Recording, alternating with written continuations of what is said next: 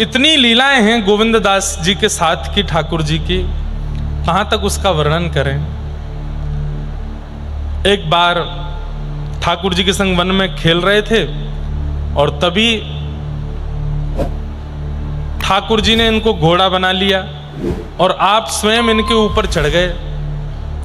गोविंद दास जी घोड़ा बने हैं, ठाकुर जी पीठ पर बैठे हैं, चल रहे थे। तभी कोई व्यक्ति वहां से निकला, उसने गोविंद दास जी की ओर देखा। अब ऊपर बैठे ठाकुर जी नहीं दिख रहे हैं, नीचे बस गोविंद दास जी चल रहे हैं, ये दिख रहा था। अचानक से तभी क्या हो गया कि गोविंद दास जी चलते चलते वस्त्रों में ही लघुशंका करने लगे।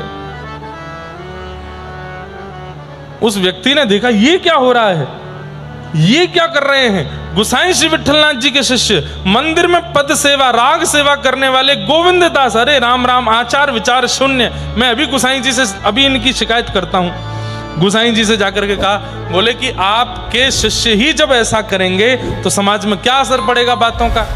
बोले क्या किया भैया।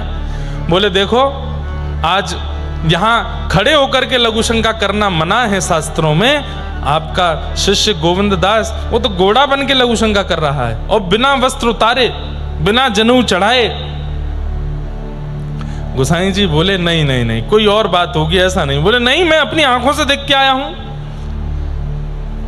आने दो, बताता हूं। शाम को गए पद सेवा करने के लिए, जैसे ही पहुंचे तो गोसाई जी ने कही, गोविंद आज हमको तुम्हारी शिकायत मिली। बोले क्या, तुम सवेरे सवेरे जो है ऐसे ऐसे लघुशंका कर गए थे अपने वस्त्रों में ही, और ये तो बहुत गलत बात है। ऐसा क्यों किया, मैं कारण जान सकता हूं। गोविंद दास जी के नेत्र बंद हो गए। जय जय, आपको लाला खेलवे जावे मेरे संग वन में, और आज लाला के मन में आई कि तुम घोड़ा बन जाओ, मैं तुम्हारे ऊपर बैठूंगा। तुम घोड़ा बन गए हो, जे मेरे ऊपर बैठ गए। बोले फिर मैं चलन लगो।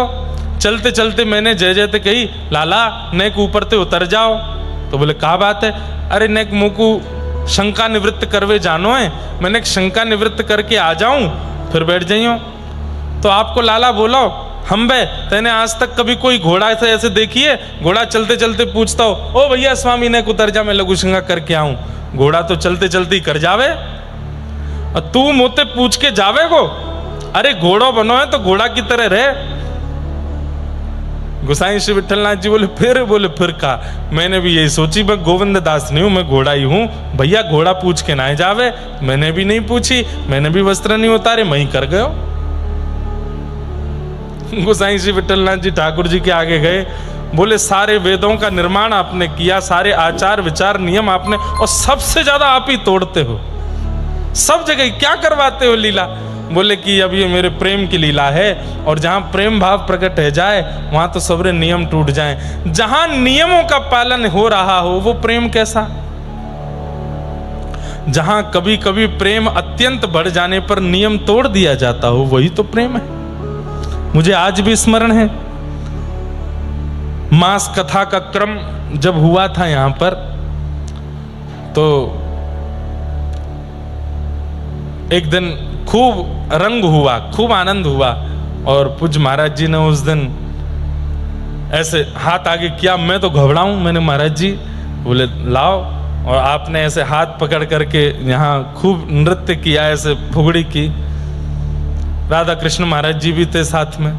हम दोनों का स्पर्श करके महाराज जी ने नृत्य तो कराए, पर उस दिन चंदा तारे सब दिख गए थे हमको, क्योंकि उस दिन ऐसा लगा कि भाई कोई अत्यंत तपोनिष्ठ व्यक्ति आपका स्पर्श कर दे, और आपका तप यदि उस योग्य का ना हो तो हो ही तो जाते हैं। और फिर हम लोग तो एक चक्कर में बस हो जाते हैं। महाराज जी तो एक बार मोह घुमा में, फिर एक बार राधा कृष्ण जी को घुमा में, फिर मोह घुमा में, हमको स्मरण में है। फिर बीच में मैं वहां बैठ के पानी पी रहा था, फिर राधा कृष्ण जी बोले अब आपकी बारी है, मैं पानी पीऊं, और महाराज जी अकेले घूमते ही जा रहे थे।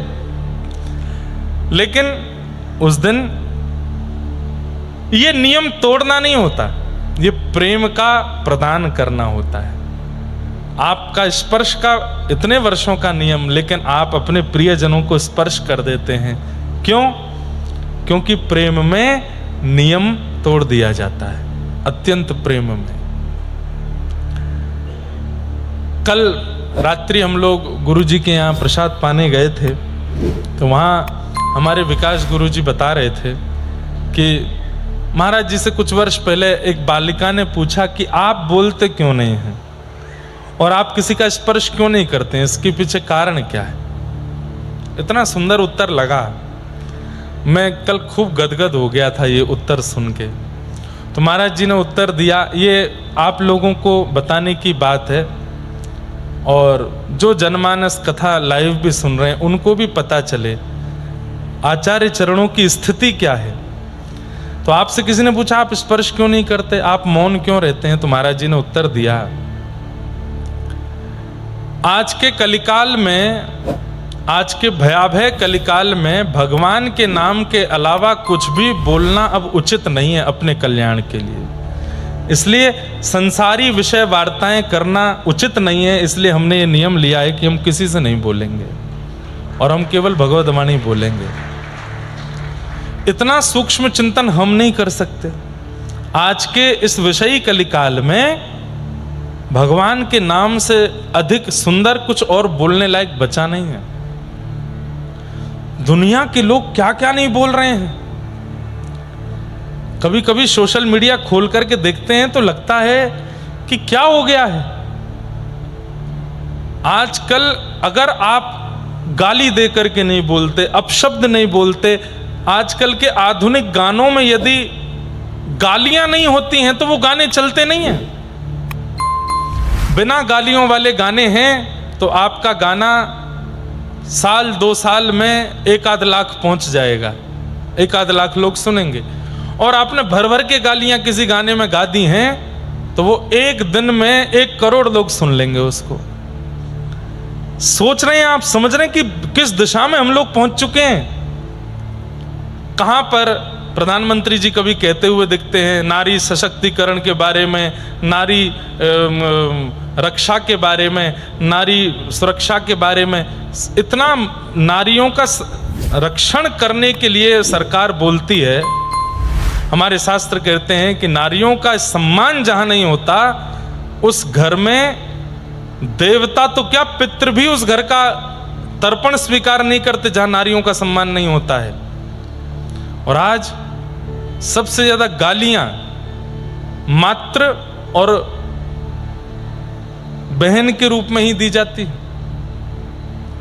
और हम लोग यहाँ पर सरकार से अपील कर रहे हैं, हमारे यहाँ पर माताएं सुरक्षित नहीं हैं, बहनें सुरक्षित नहीं हैं, बेटियां सुरक्षित नहीं हैं। और खुद ये भाई लोग जब गाली देने पर आते हैं तो सब कुछ एक कर देते हैं। सारी गालियां माँ को ही दी जाती हैं, सारी गालियां दीदी बहनों को ही दी जाती हैं। कितने गंदे गंदे शब्दों का प्रयोग करते हैं।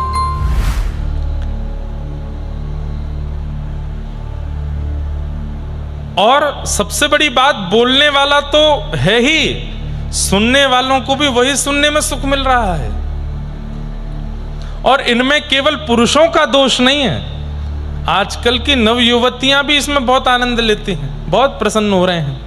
हाँ हाँ, कितनी अच्छी वाली गाली दी, ये कोई बात है। तब महाराज जी ने, अब ये तो आज की बात हम देख रहे हैं, महाराज जी ने तो वर्षों पहले नियम ले लिया कि अब इस संसार में बोलने लायक वस्तु या बोलने लायक कुछ बचा नहीं है भगवान के नाम के अलावा।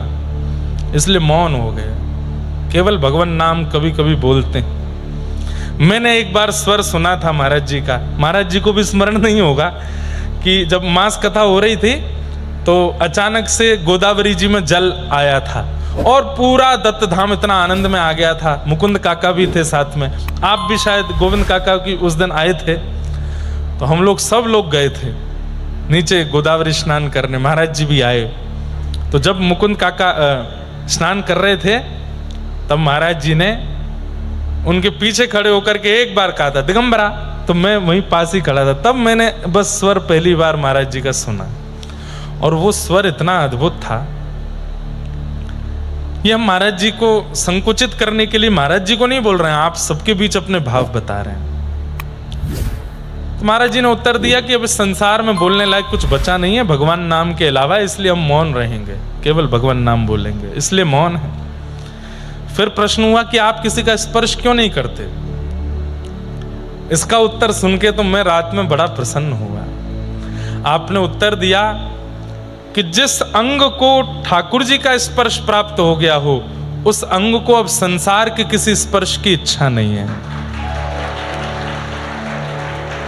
जिस देह को ठाकुर जी ने छू दिया है, या जिस देह ने ठाकुर जी को छू लिया है, अब उससे संसार के जीवों को छूने की इच्छा नहीं होती, इसलिए स्पर्श की इच्छा नहीं।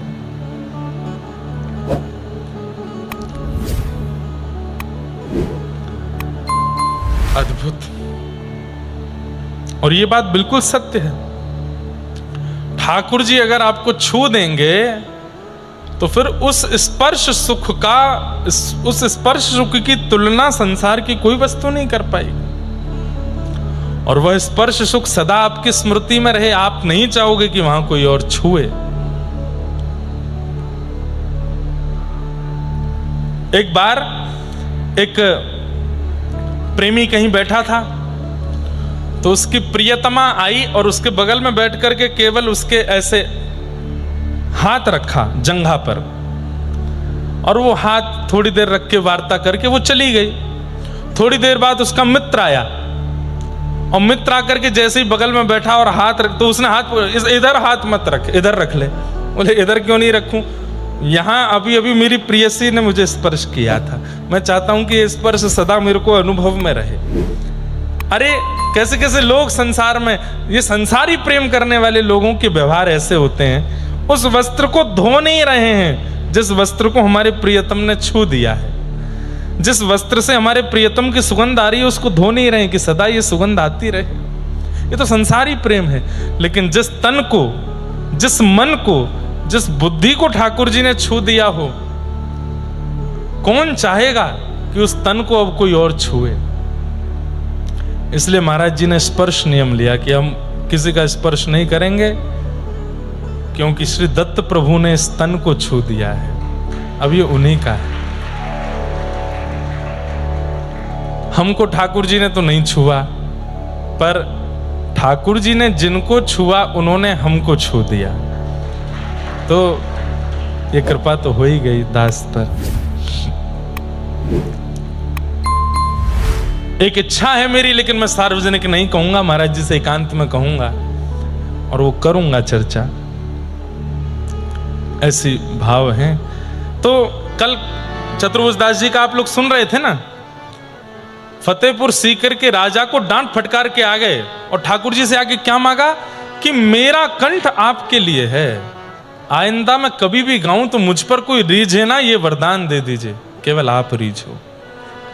भक्ति का ये स्वरूप है बंधुओं। भक्ति के पथ पर जब आप एक अच्छी स्थिति में आ जाते हो तो आपका मनोरंजन की भावना आपके मन में रहती नहीं है। किसी और का रंजन हो, कोई और आपसे प्रसन्न हो, कोई और आपसे रीझे। गोविंद दास जी के चरित्र का एक और भाग सुना के फिर विश्राम दूंगा, फिर बाकी का चरित्र कल सुनेंगे। अभी बहुत बहुत लीला है इनकी। एक लीला सुनाते हैं। तो गोविंद दास जैसे ही अपने गुरुदेव की शरण में आए तो सब कुछ छोड़ छाड़ करके, आपका निवास स्थान कहीं और था, वो छोड़ करके आप गोकुल में निवास करने लगे, अपने गुरुदेव के पास ही रहने लगे। आपकी पत्नी बच्चे आपको बुलाने के लिए आए कि वापस घर चलो, तो आपने पत्नी बच्चों से कहा, देखो यदि मेरे साथ रहना चाहते हो तो तुम लोग भी यहीं रहने लगो, मैं वापस नहीं जाऊंगा, मैं तो अब यहीं रहूंगा। तब इनके पत्नी बच्चे सब भी वहीं रहने लगे।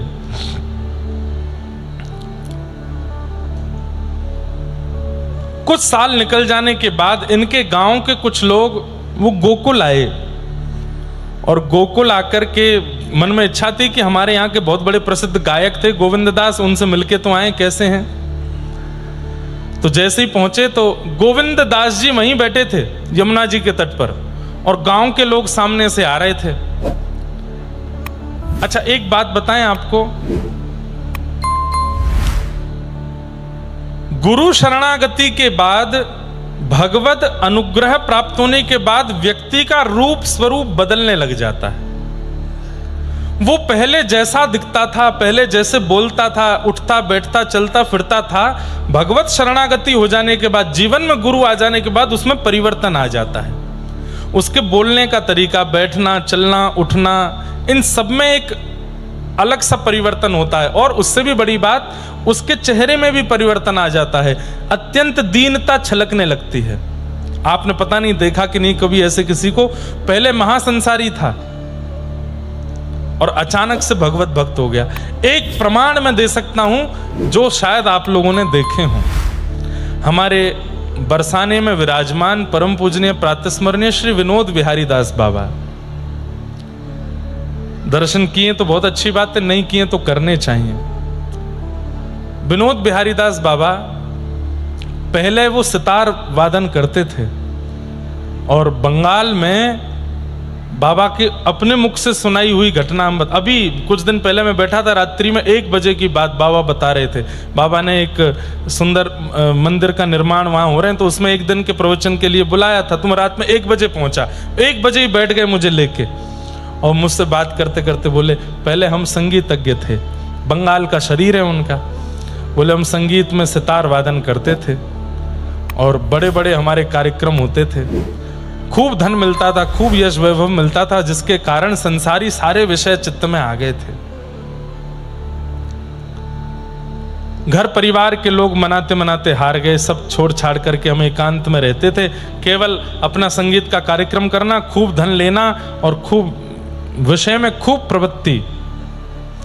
मैंने कहा फिर बाबा ये परिवर्तन कैसे आया? बोले बस बैठे बैठे एक दिन मन में आया कि आज तेरे पास क्या है, धन है, संपत्ति है, पर अपना कहने वाला ना तो कोई संबंधी है ना कोई मित्र है। बोले क्योंकि इस स्थिति में अभिमान आ चुका था कि सब छोड़ छाड़ के जा चुके थे, तो मन में आया आज तेरा कहने वाला कोई भी नहीं है साथ में, तेरा है कौन तेरे पास में? और अब अगर तू दोबारा संसार के पास जाना भी चाहेगा तो क्या तुझे पहले की तरह कोई स्वीकार करेगा? ये प्रश्न सब अपने आप चित्त में आ रहे थे। बोले सुबह सुबह का समय था और तभी करताल बजाते हुए, मृदंग बजाते हुए बंगाल के मार्ग में कुछ कीर्तनी हरे कृष्ण महामंत्र बोलते हुए जा रहे थे। हरे कृष्ण कृष्ण कृष्ण हरे हरे, हरे राम राम राम हरे, कीर्तन करते हुए जा रहे थे। बोले वो ध्वनि कान में ऐसी पड़ी, बोले इतनी बार वो कीर्तन पड़ा था।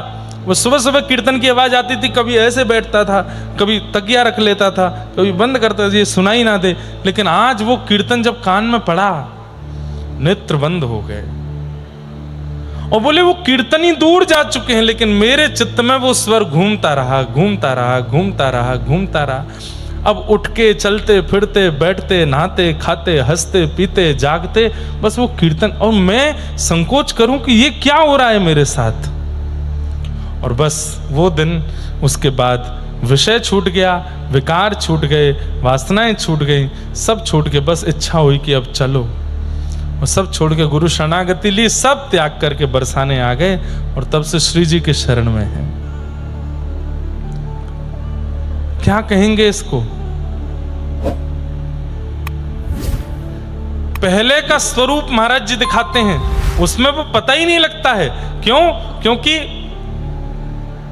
संसारिक स्वरूप था ना, तो पूर्ण उसी भाव में थे। और ठीक 1 साल बाद ही जब पूर्ण विरक्त और वृंदावन आ गए, तब का चित्र महाराज जी ने दिखाया, तो नेत्रों में दीनता दिख रही है, अत्यंत दीन, अत्यंत सरल, अत्यंत सहजता सब अनुभव हो रही है।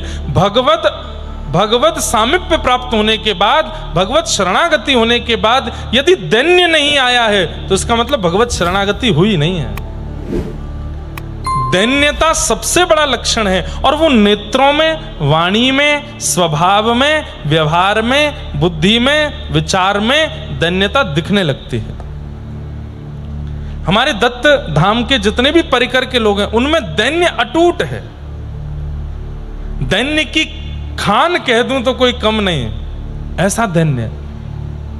परिक्रमा कर रहे होंगे, भयंकर धूप पड़ रही है, जैसे ही दिखे महाराज जी आ रहे हैं तुरंत दंडवत कर लेंगे, बड़ी दीनता से बात करेंगे, बड़ी दीनता से कोई भी बात का उत्तर देंगे।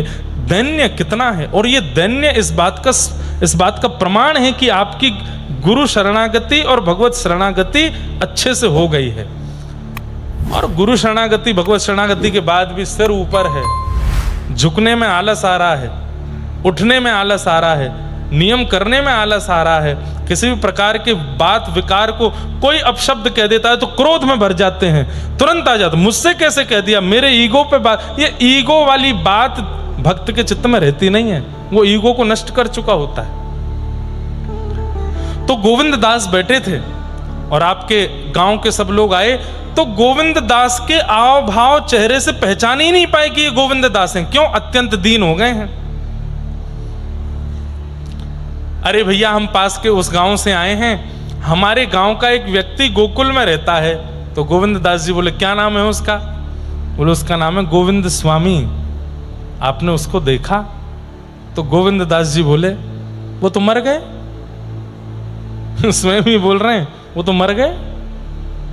भले आदमी थे बेचारे, बढ़िया गाते थे।